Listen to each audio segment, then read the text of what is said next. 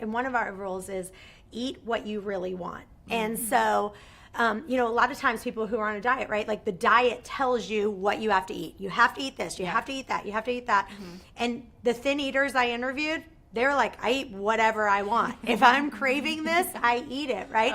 And so I love to tell this story. I have a girlfriend that I went out to eat with, and we went to Uno's Pizza. And she decided to get the grilled chicken salad because that's what she felt like she was supposed to eat. She's heavy. She hadn't read my book yet, right? And she was like, she ate her whole entire grilled chicken salad. And that day I was craving pizza. I don't eat it all the time, but that day I was like, you know what? I will have a pizza. So I got an individual pizza.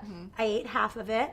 I savored the pizza. I ate it just like the thin eater, right? I love pizza. And then we were done, and she says to me, oh, she's like, are you done with the rest of your pizza? I said, yeah, I'm only eating half.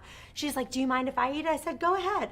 So then she ate, right? Because she thought she was supposed to eat. She wasn't satisfied because what she originally wanted was the pizza. So now she ate the whole grilled chicken salad and the pizza. It's like, but that's what people who are not thin eaters do. And that's what I've done my entire life. So I'd get the grilled chicken salad and then I'd be like, oh, I still want something else. And then I'd be in the pantry eating everything but the kitchen sink. So wow, that's really powerful. Yeah, so it's all kinds of stories that I really learned truly from the thin eaters and God. From the Bible, which is our manual for life. Definitely.